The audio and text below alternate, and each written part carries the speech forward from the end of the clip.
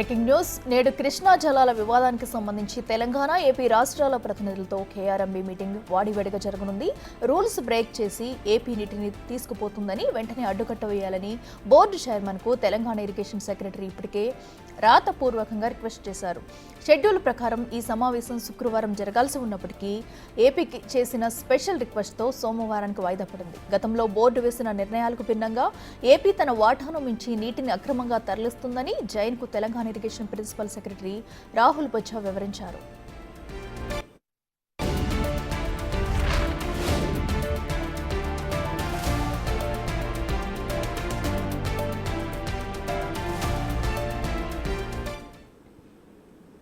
ఈ భేటీకి సంబంధించి మరింత సమాచారం మా ప్రతినిధి వాసు లైవ్లో అందిస్తారు. వాసు, చెప్పండి, మరి ఈ రోజైతే కృష్ణా జలాలకు సంబంధించి కూడా ఈరోజు భేటీ జరగనుంది.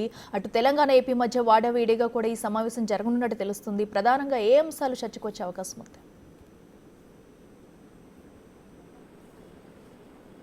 అఖిల, ఏపీ తెలంగాణకు సంబంధించి కృష్ణా వాటర్ విషయంలో కూడా వివాదం కొనసాగుతోంది. మరి ఆ వివాదానికి ఈరోజు తెరపడుతుందా లేదా అన్న దానికి ఒక సస్పెన్స్ కొనసాగుతుంది. ఇలా కేఆర్ఎంబీకి సంబంధించి కృష్ణా రివర్ మేనేజ్మెంట్ బోర్డు సమావేశం కాబోతుంది. ఈ సమావేశం చాలా కీలకంగా మారనుంది.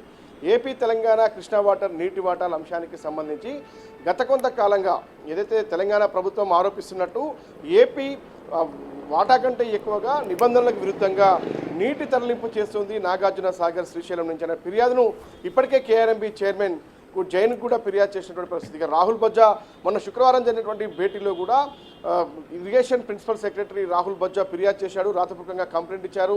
ప్రధానంగా కూడా నీటి వాటాల విషయంలో కూడా గతంలో ఏదైతే కేఆర్ఎంబీ తేల్చిందో 66:34 నిష్పత్తిలో కూడా నీటి వాటాల వినియోగం జరగాలని చెప్పారు. కానీ అంతకు మించి ఏపీ నీటిని తరలిస్తుంది కాబట్టి తక్షణమే ఆ నీటిని ఆపివేయాలంటూ కూడా ప్రస్తుతం ఫిర్యాదు చేశారు.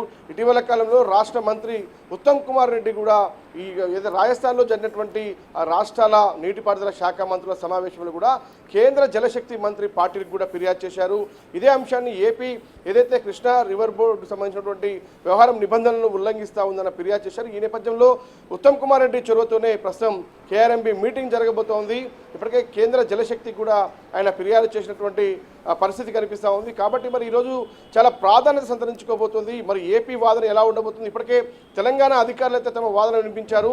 ఎందుకంటే రాబోయేటువంటి రోజుల్లో కూడా తెలంగాణకు సంబంధించి ఏదైతే రబీ సాగు కోసం కావచ్చు, తాగునీటి అవసరాల కోసం కావచ్చు 116 టీఎంసీల నీళ్లు ఇక్క కావాలని కూడా తెలంగాణ ప్రభుత్వం ఇప్పటికే కోరింది. కానీ ఏపీ కూడా చంద్రబాబు నాయుడు ముఖ్యమంత్రి కూడా గతంలో కేంద్ర జలశక్తి మంత్రిని కలిసి నీటి వాటాల విషయంలో కూడా ఈ సమ్మర్ ఎద్దడి నేపథ్యంలో ఇంకా నీళ్ళు కావాలని కూడా ఏపీ కూడా డిమాండ్ చేస్తూ ఉంది.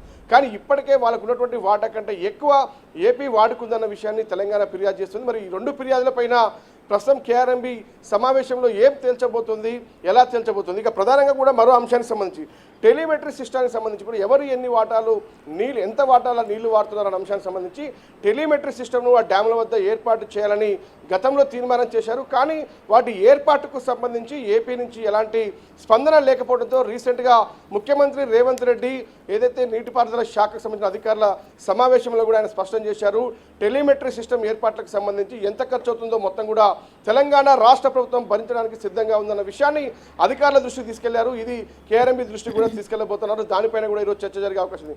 ప్రధానంగా 3 అంశాలకు సంబంధించి ఏపీ నీటి వాటాల విషయం తేల్చాలని ఒక అంశం పక్కన పెడితే ప్రస్తుతానికి అధికంగా నీటి వాటాలు జరిగాయి కాబట్టి నీటి తరలింపును ఆపాలన్న ఒక మరొక ఫిర్యాదు, టెలిమెట్రీ సిస్టమ్ ఇమీడియట్లీ అక్కడ ఏర్పాటు చేయాలి నీటి వాటాల విషయంలో అన్న అంశం. ఇవన్నీ కూడా ఈరోజు చర్చకు వచ్చే అవకాశం ఉంది. ఏపీ తెలంగాణ అధికారులు హాజరు కావాలి. మొన్న శుక్రవారమే ఈ యొక్క సమావేశం జరగాల్సి ఉండగా ఏపీ అధికారుల రిక్వెస్ట్ మేరకు ఈరోజు వాయిదా పడింది. ఈరోజు సాయంత్రం జలసౌదాలో 3:30 కేఆర్ఎంబీ సమావేశం ఏర్పాటు కాబోతుంది. ఇప్పటికే తెలంగాణ వాదన వినిపించింది, మరోసారి వినిపించేందుకు సిద్ధమవుతుంది. కానీ ఏపీ అధికారుల వాదన ఎలా ఉండబోతుంది, వాళ్ళు ఏం చెప్తారు, ఈ ఇద్దరి నిర్ణయాల తర్వాత కేఆర్ఎంబీ ఏం తీర్మానం చేస్తుంది, ఎలాంటి ప్రత్యామ్నాయ మార్గాలు చూపిస్తుందో చూడాల్సి ఉంది. మొత్తంకైతే సాయంత్రం 3:30 ఈరోజు కేఆర్ఎంబీ సమావేశం చాలా కీలకంగా మారబోతోంది. Right Vasu, thank you.